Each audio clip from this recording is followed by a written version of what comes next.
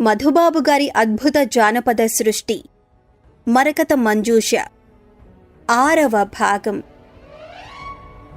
మంత్రతంత్రాల వ్యవహారంలో వేళ్లు పెట్టిన వారికి మొదట్లో మంచి జరిగినట్లు అనిపించినా చివరికి ఏదో ఒక దెబ్బ తగలనే తగులుతుంది. మీ సోదరుడు రాకేంద్రుల వారి విషయంలో అది నిరూపితమైంది. లేక కలిగిన బిడ్డ తల్లి ప్రేమకు దూరమవటమే కాకుండా మందబుద్ధిగా మారిపోవటం చాలా విచారించవలసిన విషయం అంటూ మందిరంలో నుంచి వెలుపలికి బయలుదేరాడు నగరపాలకుడు. తను మందబుద్ధిగా మారిపోవటం ఏమిటో అవగతం కాలేదు ఆనందుడికి. తన ఆలోచనల్లో తనుండిపోయి శరభేంద్రుల వారు చెప్పిన మాటల్ని వినిపించుకోలేకపోయాడు. అవసర సమయంలో అప్రమత్తంగా లేకపోవటం నిజంగా మందబుద్ధులు చేసే పనే. ఏమిట్రా బండరాయి మాదిరి ద్వారానికి అడ్డుగా నిలబడ్డావు? నగరపాలకులకు దారోదులు! శరభేంద్రుల వారు హెచ్చరించటంతో పూర్తిగా మాయమైపోయాయి అతని ఆలోచనలు. గబగబా వెనుతిరిగి పశువుల కొట్టం దగ్గరికి వచ్చేశాడు. వద్దన్న కొద్దీ వెళ్లి నాన్నగారి కంటపడ్డావు. పశువుల్ని నగరం వెలుపలికి తీసుకువెళ్లమని ఆజ్ఞ ఇవ్వబడింది. పనులు చేయటమే కాదు, వాటిని ఎలా తప్పించుకోవాలో కూడా తెలుసుండాలి. సన్నగా వెక్కిరిస్తూ ఆకలైనప్పుడు ఆరగించటానికి చద్ది మూటను అతనికి అందించింది మౌనిక. రోజూ చేసే పనిని చేయకుండా ఉంటే నాకు ఏమీ తోచదు. బాబయ్య గారు మంచి మాటనే చెప్పారు నవ్వుతూ అన్నాడు ఆనందుడు. కొట్టానికి అడ్డుగా ఉన్న పెద్ద కొయ్య దూలాన్ని పక్కకు జరిపి చేయి ఊపాడు. అతని చేసైగ తమకు అర్థమైనట్లు వెంటనే కదిలాయి పశువులు. జట్లుగా కొట్టంలో నుంచి వెలుపలికి వచ్చి వీధికేసి బయలుదేరాయి. చేతులు ఊపటమే కాదు, కర్రపెట్టి గట్టిగా కొట్టినా మా మాటలనవి వినిపించుకోవు. నువ్వు నోరు తెరవక ముందే నీ మనసేమిటో వాటికి తెలిసిపోతుంది. ఈ విచిత్రమేమిటో ఎంత ఆలోచించినా నాకు అర్థం కాదు. చిన్నగా అంటున్న మౌనిక వంక ఒక చిరునవ్వు నవ్వి పశువుల వెనకే నగరం వెలుపలికి బయలుదేరాడు ఆనందుడు. సాయం సమయం కావస్తున్నా తల్పం మీది గవాక్షుడు కనులు తెరవకపోవటంతో విపరీతమైన భయానికి గురైనాడు శరభేంద్రుల వారు. నాకు తెలిసిన వైద్యమంతా చేసి చూస్తున్నాను, అయినా తెలివి రాకపోవటం వింతగానే ఉన్నది. గవాక్షుడి నాడిని పరిశీలిస్తున్న వైద్యుడు చిన్న కంఠంతో చెప్పేసరికి బాగా అధికమైపోయిందాయనికి ఆందోళన. ఏం చేస్తే బాగుంటుందో వెంటనే చెప్పండి అని అర్థించాడు. 2 పనులు చేయవచ్చు సాలోచనగా అన్నాడు వైద్యుడు. చెప్పండి స్వామి, ఏం చేయమంటారో వెంటనే వివరంగా చెప్పండి. నా బిడ్డడు హాయిగా ఆనందంగా ఉండాలి, అందుకు ఏమైనా సరే చేస్తాను అన్నాడు శరభేంద్రుడు. ఈ మైకం శారీరకమైనదో మంత్ర సంబంధమైనదో ముందుగా తేల్చుకోవాలి. గణాచారి మాతంగిని పిలిచి అడగండి. మంత్రపూరితమైనదే అయితే చెయ్యవలసిందేమిటో ఆమె చెబుతుంది. శారీరకమైనదే అయితే వెంటనే శృంగభేరి నగరానికి మీ బిడ్డడిని తీసుకుపోవాలి. మాకు వైద్య విద్య నేర్పిన గురువులు ఆ నగరంలో ఉన్నారు, వారే మీకు సహాయం చేయగలరు అంటూ తల్పం పక్కన ఉన్న ఆసనం మీద నుంచి లేచి తన ఔషధాల పేటికను తీసుకుని ఆ మందిరంలో నుంచి వెళ్లిపోయాడు వైద్యుడు. గవాక్షుడికి తెలివి తెప్పించటం అతనికి చేతకాదని వెంటనే తెలిసిపోయింది శరభేంద్రుల వారికి. ఎవరక్కడా? ఎవర్రా అక్కడా? పెద్ద కంఠంతో బిగ్గరగా పిలిచాడు. వెంటనే మందిర ద్వారంలో ప్రత్యక్షమైనాడు ఒక సేవకుడు. గణాచారి మాతంగిని వెంటనే వెంటబెట్టుకుని తీసుకురా, వెళ్ళు ఆజ్ఞ ఇచ్చాడు శరభేంద్రుడు. పరుగులాంటి నడకతో భద్రకాళి ఆలయం దగ్గరికి పోయాడా సేవకుడు. మాతంగి కోసం వచ్చావా? పొద్దుట నగరపాలకుల వారి వృషభం చేసిన గోలను గమనించిన వెంటనే నగరంలో నుంచి బయటికి వెళ్లిపోయింది. కొండగుట్టల్లో ఎక్కడో పచార్లు చేస్తూ ఉంటుంది. తనంతట తాను తిరిగి వచ్చేంతవరకు మనం వెతికి పట్టుకోలేము. అతని వదనంలోని ఆతృతను గమనించి వెంటనే చెప్పాడు ఆలయంలో నివసించే అర్చకస్వామి. అప్పచెప్పిన పనిని పూర్తి చేయకుండా వెనక్కి వెళితే శరభేంద్రుల వారికి ఎంత కోపం వస్తుందో తెలిసినవాడు ఆ సేవకుడు. ఇంకా కొద్దిసేపట్లో చీకటి పడుతుంది. చీకటి పడిన తర్వాత నగరం వెలుపలికి వెళ్లటం కంటే ఇక్కడే నిలబడి మాతంగి కోసం ఎదురు చూడటమే మంచి పని అంటూ ఆలయం ఎదురు భాగంలో ఉన్న ఒక అరుగు మీద కూర్చున్నాడు. ఆలస్యంగా మేతకు రావటం వల్ల ఆబగా కొండరాళ్ల మధ్యన తిరుగుతున్న పశువుల్ని నగరం కేసి మరలించటం మహాపాపమని అనిపించింది ఆనందుడికి. చీకట్లు చుట్టుముట్టే సమయంలో అడవి జంతువుల బెడద అధికమవుతుంది. ఏదైనా పశువు వాటి బారిన పడిందంటే మీ బాబయ్య గారు నీ మీద విరుచుకుపడతారు. ఎందుకు తాత్సారం? సూర్యుడు పడమటి దిశలోకి దిగిపోతున్న సమయంలో ఆనందుడి దగ్గరికి వస్తూ అడిగింది మాతంగి. నగరపాలకుడి వృషభం చేసిన గోలకి నగరమంతా ఆందోళనతో నిండి ఉంటే నువ్వీ ప్రదేశంలోకి రావటం ఏమిటి? ఆశ్చర్యంగా అడిగాడు ఆనందుడు. మెత్తగా నవ్వి ముద్దుగా అతని తలను తడిమింది మాతంగి. నగరంలోని వాళ్ల ఆందోళనలతో నాకు నిమిత్తం లేదు. మా ఆనందుల వారు మళ్లీ ఏదో ఒక సాహసం చేసి ప్రమాదాన్ని నెత్తిమీదికి తెచ్చుకుంటారన్న భయంతో ఇక్కడికి వచ్చాను. నవ్వుతూనే చెప్పింది. పగలంతా నువ్విక్కడే ఉన్నావా? మరింత ఆశ్చర్యంగా అడిగాడు ఆనందుడు. అవునన్నట్టు తల ఊపిందామే. పగలంతా ఇక్కడే ఉంటే మరి ఆకలి వేయలేదా? ఆహారం తీసుకోవాలన్న కోరిక కలుగలేదా? ఆమె దగ్గర ఆహారపు మూట వంటి వస్తువులేమీ కనిపించకపోవటంతో వెంటనే అడిగాడతను. మా ఆనందుల వారిని చూస్తూ ఉంటే సమయమే తెలియలేదు. ఆకలి మాట అసలు గుర్తుకు రాలేదు అన్నదామే. అధికంగా ఆలోచించలేదు ఆనందుడు. ఇదిగో తల్లి, ఒకసారిటొస్తావా అని బిగ్గరగా పిలిచాడు. ఎవరిని పిలుస్తున్నాడో తెలియలేదు మాతంగికి. తల తిప్పి అతడు చేయి చూపిస్తున్న దిశకు చూసింది ఆశ్చర్యం నిండిన కనులతో. సాయం సమయం అవటం వల్ల పాలు చేపుకు వచ్చి నిండుకుండ మాదిరి తయారైన పొదుగుతో పరిగెత్తుకుంటూ వస్తున్న ఆవు కనిపించేసరికి మరింత అధికమైపోయింది ఆమె ఆశ్చర్యం.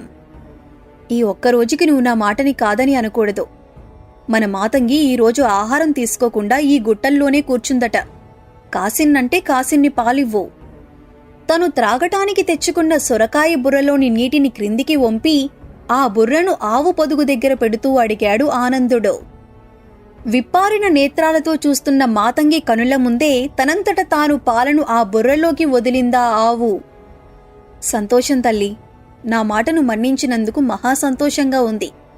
అధికంగా ఇచ్చేస్తే మళ్లీ నీ బిడ్డకు సరిపోవు అంటూ దాని వెన్ను నిమిరి యువతలకు వచ్చేశాడు ఆనందుడు. వెచ్చటి పాలతో నిండిన సొరకాయ బుర్రను మాతంగికిచ్చి తాగమని సైగ చేశాడు. ఇదెలా సాధ్యపడింది ఆనందుల వారు? ఈ మూగ ప్రాణులు ఎప్పుడు ఇలాగే మీ ఆజ్ఞల్ని పాటిస్తాయా? పాలను తాగి తృప్తిగా నిట్టూరుస్తూ అడిగింది అతన్ని మాతంగి. మాటలు రాని మూగ ప్రాణులే అయినా వాటి మనసులు మాత్రం మహా గొప్పవి. ఆదరంగా అడిగితే తమ ప్రాణాలను కూడా సంతోషంగా ఇచ్చేస్తాయి. అవతలికి పోకుండా అలాగే నిలుచున్న గోమాత తలమీద చెయ్యి వేసి ఆప్యాయంగా తడుముతూ చెప్పాడు ఆనందుడు. అవతలికి పొమ్మని చెప్పావుగా, ఇంకా ఇక్కడే నిలబడి ఉందేమిటి? అడిగింది మాతంగి. అతిథుల కోసం అడిగిన పాలు సరిపోకపోతే ఇంకా ఇచ్చేందుకే నిలబడింది.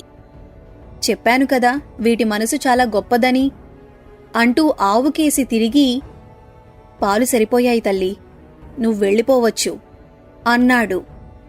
ఆ మాట పూర్తిగా అర్థమైనట్లు చిన్న శబ్దం చేసి వెనక్కి వెళ్ళిపోయిందా గోమాత. మీ తండ్రిగారు మిమ్మల్ని శరభేంద్రుల వారి వద్ద వదిలి వెళ్లి తప్పు చేశారేమో అనుకుంటున్నాను. ఇప్పటి వరకు ఆయన తప్పు చేయలేదు, మీ క్షేమం కోసమే చేశారని ఇప్పుడు పూర్తిగా తెలిసి వచ్చింది. ఆనందుడి ముఖం వంకే సాలోచనగా చూస్తూ అన్నది మాతంగి. ఒక్కోసారి నువ్వు మాట్లాడే మాటలు చిత్రవిచిత్రంగా ఉంటాయి. ఒక్క ముక్క కూడా అర్థం కాదు విసుగు నిండిన కంఠంతో అన్నాడు ఆనందుడు. అర్థం కాకపోయినందువల్ల ఇప్పుడొచ్చే నష్టమేమీ లేదు. ఇప్పటికైనా పశువుల్ని నగరం కేసి మళ్లించేది ఉందా లేదా? కొండగుట్టల చుట్టూ పేరుకుంటున్న చీకట్లను గమనించి అడిగింది మాతంగి. పదండి, ఇంటికి వెళ్ళిపోదాం అంటూ చిన్న కేక పెట్టాడు ఆనందుడు. బండరాళ్ల మధ్యలో నుంచి జట్లు జట్లుగా యువతలికి వచ్చాయి పశువులన్నీ. అరిచి కేకలు పెట్టవలసిన అవసరం లేకుండానే తమంతట తాముగా నగరం కేసి నడవటం మొదలుపెట్టాయి. ఇప్పుడు మీకు 18 సంవత్సరాలు పూర్తిగా నిండిపోయినాయి కదా ఆనందులవారు? ఆనందుడి పక్కనే నగరం కేసి నడుస్తూ అడిగింది మాతంగి. 10-12 రోజుల క్రితమే నిండిపోయినట్లు మొన్నొక రోజున మా సోదరి చెప్పింది అన్నాడు ఆనందుడు. అంటే 20 సంవత్సరాలు పూర్తి కావటానికి ఇంకో 2 సంవత్సరాలు ఎదురు చూడాలి. తనలో తాను అనుకుంటున్నట్టు పైకే అంది మాతంగి. ఇప్పుడా లెక్కలతో అవసరమేమొచ్చింది మాతంగి? ఆశ్చర్యంగా అడిగాడు ఆనందుడు. అవసరమేమిటో ఇప్పుడు చెప్పను, తర్వాత చెప్తాను. ముందుగా నాకు ఆనందుల వారు ఒక మాట ఇవ్వాలి. ఇస్తారా? ఉన్నట్లుండి అతని కేసి తిరుగుతూ అడిగింది మాతంగి. అయోమయంగా చూశాడు ఆనందుడు. అనుమతి ఇస్తే తప్ప తమ భవనంలోకి అడుగు పెట్టలేడు తను. అడిగితే తప్ప ఆహారం కూడా ఎవరూ ఇవ్వని ప్రదేశంలో ఉన్నాడు. తను స్వతంత్రుడు కాదు, శరభేంద్రుల వారి దయాధర్మ భిక్షల మీద బ్రతుకుతున్న అస్వతంత్రుడు. మాతంగికి వాగ్దానాలు చేయటం ఎలా? నేను ధనకనక వస్తు వాహనాదుల్ని అడగటం లేదు ఆనందుల వారు. కేవలం ఒకే ఒక మాటని కోరుకుంటున్నాను. మీరు ఇవ్వగలిగిందే అది, ఇవ్వలేనిది కాదు. అతని మనసులోని ఆలోచనలు తనకు తెలిసిపోయినట్లు వెంటనే చెప్పిందామే. నేనివ్వగలిగింది అయితే తప్పకుండా ఇచ్చేస్తాను. అడుగు మాతంగి. నీకు ఎవరైనా పశువుల్ని బహుమానంగా ఇస్తే వాటిని కూడా నగరం వెలుపలికి తీసుకువచ్చి కాపలా కాయాలా? నువ్వు నివసించే ఇంటి దగ్గర ఏమైనా పనులు చేసి పెట్టాలా? కుతూహలంగా అడిగాడు ఆనందుడు. ఆ పనులు కాదు ఆనందుల వారు. కాని ఈ రోజు నుంచి మీ ప్రవర్తన, నడవడిక అన్నీ ఆ పనులు చేసేవాడి మాదిరిగానే ఉండాలి. ఇంకో 2 సంవత్సరాల పాటు మీకు 20 సంవత్సరాల వయసు నిండే వరకు ఒట్టి పశువుల కాపరి మాదిరిగానే నడుచుకోవాలి. నగర పాలకుడి వృషభాన్ని ఎదిరించినట్లు విజృంభణ చూపించకూడదు. చేసైగలతోనే నోరులేని మూగజీవుల్ని నడిపించగల శక్తి ఉన్నట్లు ఎవరికీ తెలియకూడదు. దృఢస్వరంతో అంది మాతంగి. చిన్నతనంలో తన తండ్రి తనకు చేస్తూ వచ్చిన హెచ్చరికలు ఢంకా దెబ్బల మాదిరి చెవుల్లో మార్మోగేసరికి అదిరిపడి ఎక్కడివాడక్కడే ఆగిపోయాడు ఆనందుడు. ఆనందుడు ఆగిపోవటాన్ని గమనించింది పశువుల మంద వెనుక భాగంలో నడుస్తున్న ఒక వృద్ధ గోమాత. పరాయివారెవరో వచ్చి తన వెన్నుమీద బలంగా తట్టినట్టు బిగ్గరగా అరిచింది. ఆ అరుపును విని చటుక్కున ఆగిపోయాయి నగరం కేసి నడుస్తున్న గోవులన్నీ. గుంపుగా వెనుతిరిగి గబగబా ఆనందుడి దగ్గరికి రావటం మొదలుపెట్టాయి. నేను భయపడుతున్నది ఈ విషయాలను గురించే. సుతీమతి లేని మూర్ఖులు ఎవరైనా ఇప్పుడు ఈ దృశ్యాన్ని గమనిస్తే మీ గురించి లేనిపోని ప్రచారాలు మొదలు పెడతారు. చేరకూడని చెవులకు అవి చేరితే చెప్పరాని చెడుపు వెంటనే జరిగిపోతుంది. నడిపించండి ఆనందుల వారు, మందని ముందుకు నడిపించండి. ఆందోళన అధికమవుతున్నట్లు గబగబా అన్నది మాతంగి. తల ఊపి తను ఆమెను అడగదలుచుకున్న మాటల్ని అతిబలవంతంగా తనలోనే అదుముకున్నాడు ఆనందుడు. మీరు నా దగ్గరికి వచ్చి నా క్షేమ సమాచారాన్ని తెలుసుకోవాల్సినంత ముఖ్యమైన సంఘటన ఏది ఇక్కడ జరగలేదు. నడవండి, వెనక్కి తిరిగి త్వరగా అడుగులు వేయండి. తన చుట్టూ గుమిగూడబోతున్న గోవుల వంక చూస్తూ చెప్పాడు. ఒక్క క్షణికం పాటు కూడా ఆలస్యం చేయకుండా వెనుతిరిగి మళ్లీ నగరం వైపు నడవటం మొదలుపెట్టాయి అవన్నీ. చీకట్లు దట్టమైన తర్వాత కూడా నగరం వెలుపలికి వెళ్లిన మాతంగి వెనక్కి వస్తున్న ఛాయలు కనిపించకపోవటంతో అధికమైపోయింది శరభేంద్రుల వారి సేవకుడి ఆతృత.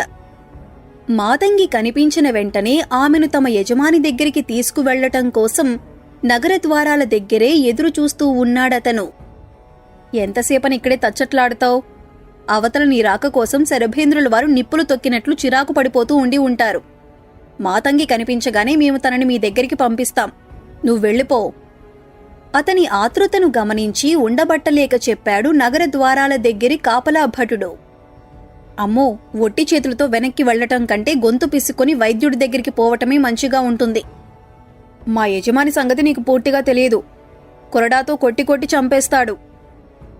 భయంగా చెబుతూ చటుక్కున మాటల్ని ఆపేశాడా సేవకుడు. దూరంలో నుంచి పశువుల అరుపులు, వాటి కదలికల మూలకంగా ఉద్భవించే శబ్దాలు వినిపించటమే అందుకు కారణం. మాతంగి రావటం లేదు. మీ మందబుద్ధి ఆనందుడు పశువుల్ని తోలుకు వస్తున్నాడు. ప్రతిదినమూ సంజు వెలుగులు మిగిలి ఉండగానే తిరిగి వచ్చేవాడు. ఇవాళ ఆలస్యమైంది ఎందుకనో. నగరం వెలుపలికి తదేకంగా చూస్తూ చెప్పాడు ద్వారాల కావలి భటుడు.